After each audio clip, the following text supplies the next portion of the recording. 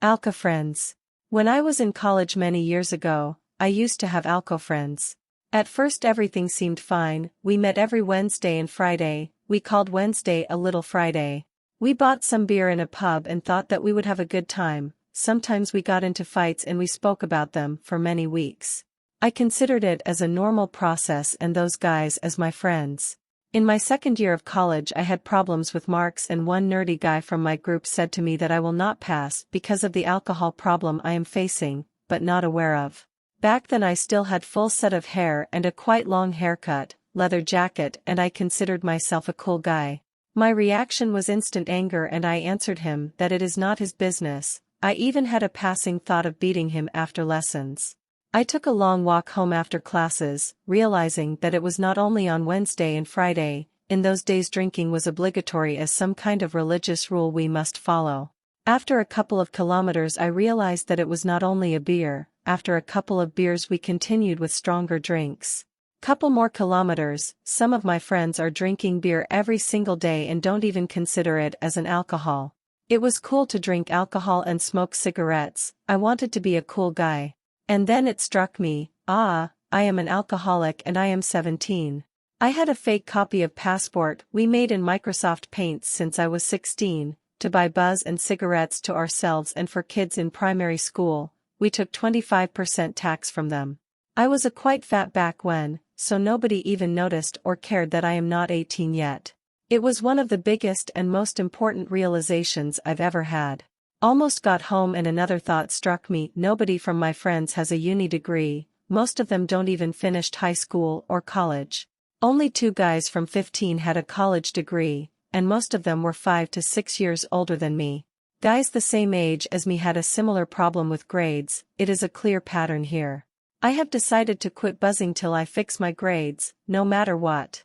Next Wednesday, when we had another meeting at the club, I bought myself a large glass of Coke and told everyone that I quit buzzing because of my studies.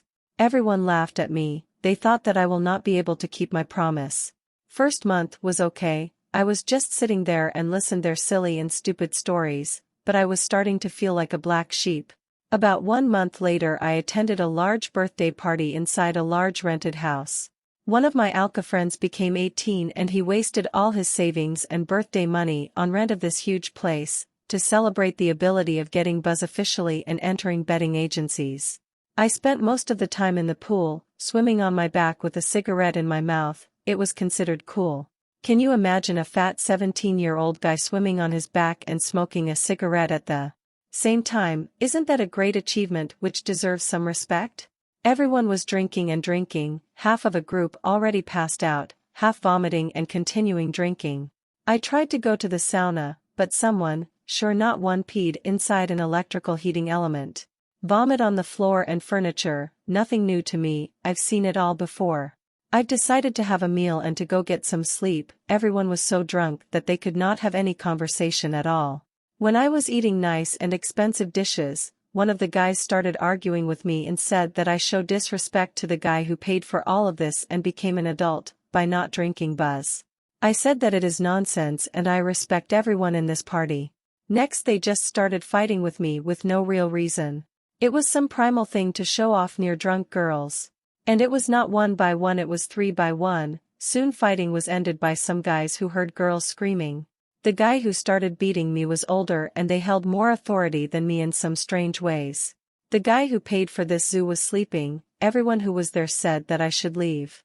It was easier said than done. I was in the middle of nowhere, 3-something at night, in the middle of winter wearing just a rocker jacket and formal shoes.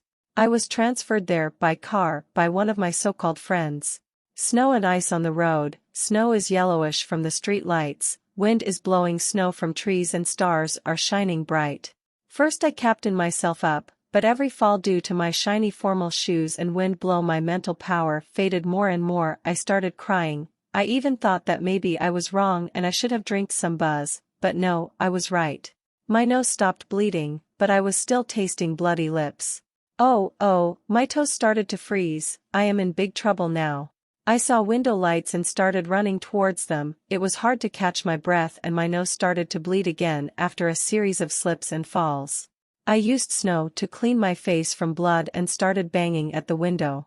Nobody answered. I have a phone, but I don't have an address.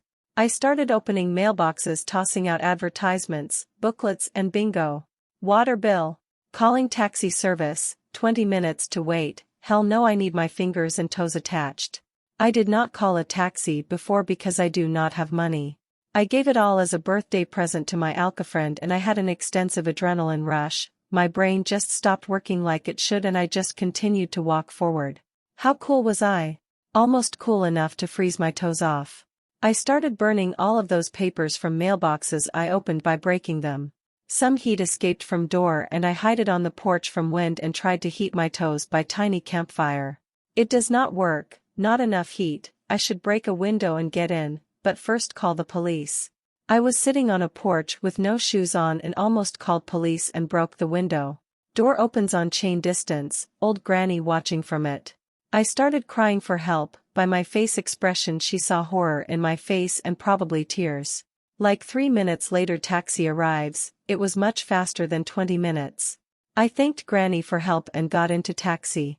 I did not had any money to give her, so I left her a broken mailbox and some rubbish near the porch. I told my story to taxi guy on the way back home and we had a good laugh, especially considering mailboxes and that I kept my toes. I got home, asked mom to give me money for taxi and lied to her about this situation. Alias story was that I was attacked by robbers and got away by running and fighting with them, she believed. I was glad that I was sober. I could easily get in this situation drunk with Alkofriends and consequences might be more devastating. I thought that someone from them will take my side. They always told me that they are my friends and they will do anything for me, but it all was just an Alko talk. We still shaked hands when met each other on street, but never had any relationships with each other. About 1.25 years later one of my Alkofriends called, told that he vomited on girl during party, promised that he will quit, but slipped to drinking less, excuses. Now he got into fight, broke fingers on both hands and got messed with cops and this time he quit forever no matter what, same as me. Later I've asked about him, he started drinking shortly after he stopped, his broken fingers even did not heal fast enough. He couldn't work, but he could drink. Next time I got drunk was during a college graduation party with a nerdy guy, like I have promised to myself. The needy guy finished college with me, later got a master's in coding and is now working for an international company in a management position. I've seen him with his gorgeous girlfriend, 10. She's like 1 feet taller than him, his salary and intelligence compensates for the height difference. Some might say that God showed me the way. I'm not falling for this mind trap. It is easy to connect God with positive stuff, and I do not consider this experience to be pleasant in any way. No, I don't think church or Jesus has something to do with that. Every day kids get killed, raped and tortured, nobody connects Jesus with that. On the deep web you can find a video with the whole village main street filled with decaying corpses of women and children somewhere in Africa. How many people were killed in religious wars? Maybe you have some Alkofriends as well. I have a great way to figure it out. Stop consumption of any alcohol for at least 6 months or better 1 year. If you have spent Fridays in pubs, 1 year minimum. Real price of alcohol and its luxury advertising will be covered in a chapter about marketing tricks. And don't say that you can quit anytime you want, but you simply don't want. Continue the same way and you may end up in a job you hate, with no real friends, just Alkofriends and bottles of cheap buzz. And this is one of the best case scenarios. One mate of mine was so drunk, he jumped from the bridge into water, hands first. Water was 2 feet deep, now he is in a wheelchair. Here are no rules, you can do whatever you want, but be ready to face consequences. Sooner or later you will face consequences of alcohol, you will remember my words. I hope it will not be too late for you.